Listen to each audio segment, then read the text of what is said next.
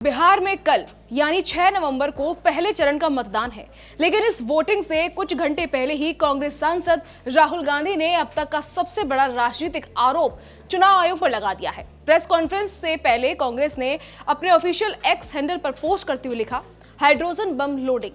इसके बाद राहुल गांधी तथाकथित सबूतों के साथ मीडिया के सामने आए और दावा किया कि हरियाणा के चुनाव में ब्राजील के एक मॉडल ने 1-2 बार नहीं बल्कि 100 बार वोट डाले। नमस्कार, मैं खुशी चौधरी और आप देख रहे हैं एबीपी लाइव। राहुल गांधी ने बिहार में पहले चरण की 121 सीटों पर मतदान से एक दिन पहले दिल्ली के इंदिरा भवन में प्रेस कॉन्फ्रेंस की।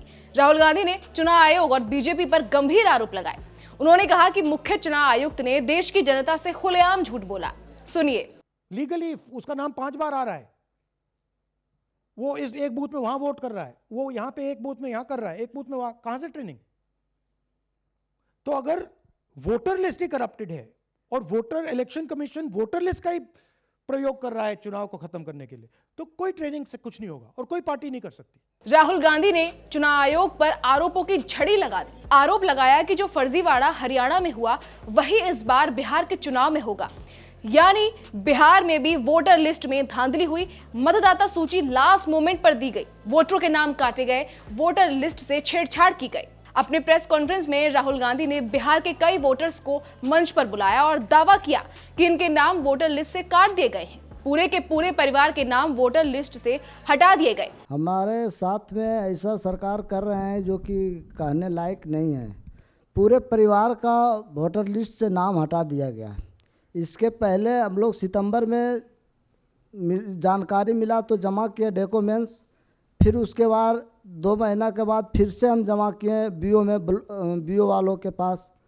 उसमें से फिर अपने से जा कर के हमारे गांव के शिक्षक ही है, वहीं बीओ वाले जो है वहीं पढ़ाते हैं, उनसे जा कर के सामने से बात किए हैं कि सर मेरा नाम अभी तक जुड़ा नहीं, तो बल इसमें हम कुछ नहीं कर सकते हैं। कल बिहार में वोटिंग है, उससे पहले राहुल गांधी ने चुनाव आयोग को कटघरे में खड़ा किया है। वहीं इसके साथ ही राहुल ने हरियाणा के चुनावी नतीजों को लेकर भी खुलासा किया। राहुल ने कहा कि हरियाणा में 25 लाख वोटों की चोरी की गई। चुनाव आयोग की घेराबंदी करते हुए दावा किया गया कि हरियाणा वोटर लिस्ट में ब्राजील की मॉडल कहां से आ गई। ब्राजील की मॉडल ने हरियाणा में 22 बार वोट डाला। हरियाणा में 8 वोटर में 1 वोटर नकली है। हरियाणा में नकली फोटो वाले 1,24,000 वोटर हैं। 2 बूथ पर एक फोटो का 223 बार इस्तेमाल हुआ। फॉर्म 6, फॉर्म 7 के आधार पर वोट चोरी सीसीटीवी फुटेज को तबाह कर दिया और ऐसा करके चुनाव आयोग बीजेपी की मदद कर रहा है। अब मैं आपसे पूछना चाहता हूं और हरियाणा के युवाओं से पूछना चाहता हूं, हरियाणा की जनता से पूछना चाहता हूं कि ये कौन है? इसकी एज क्या है? ये कहां की है?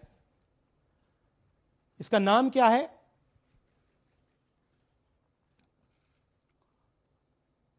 ये आपको बता सकता हूं। कभी इसका नाम सीमा, कभी स्वीटी, कभी सरस्वती।